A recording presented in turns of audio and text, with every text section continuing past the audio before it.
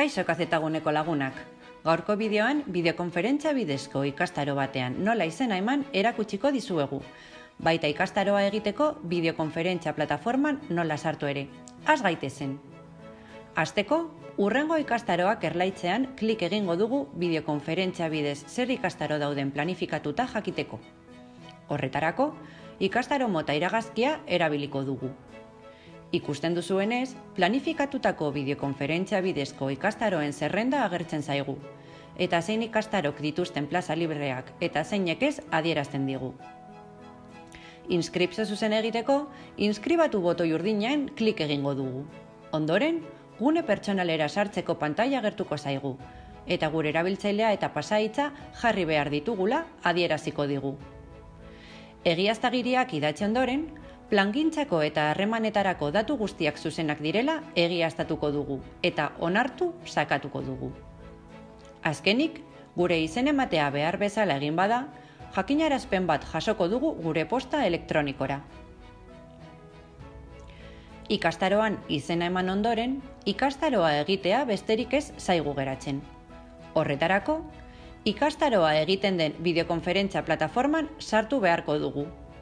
Bi bide ditugu, gure gune pertsonalaren bidez, edo formakuntzan izena ematean jasotzen dugun jakinarazpenaren bidez. Webgunetik sartuz gero, gure gune pertsonalean sartu beharko dugu, kredentzialak idatzi eta ondoren nire ikastaroak klikatu. Nire oraingo ikastaroak erlaitzean unean egiten ari ganen ikastaro guztiak egongo dira. Bideokonferentzia bidezko ikastaroen kasuan, bi botoi izango ditugu. Bata ikaskuntza plataforman sartzeko eta bestea bideokonferentzian bat egiteko. Orain, bideokonferentziarekin bat egitea botoia sakatuko dugu. Ikastaroa jakinarazteko helbide elektronikotik sartzea nahiago badugu, formakuntza bideokonferentziaz eskuratzeko estekan klik egin beharko dugu.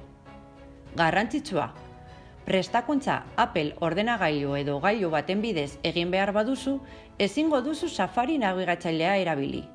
Chrome, Firefox edo Opera deskargatu beharko dituzu. Ikusten duzunez, StreamYard bideokonferentzia plataformaren barruan gaude.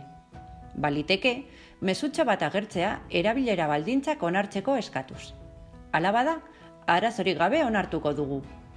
Ondoren, mikrofonoa eta kamera gaitu beharko ditugu eta gure izena jarri, ikastaroko pertsonek eta hezitzaileak gure gana jo dezaten. Ikastaroan parte hartu ahal izateko, ikastaroa tutoretzen duen hezitzaileek transmisiora gehitu beharko gaituzte. Egin ondoren, ikastaroko pertsonekin elkar eragin ahal izango dugu. Mezuren bat idatzi nahi badugu, chat pribatua erlaitzean klik egin beharko dugu.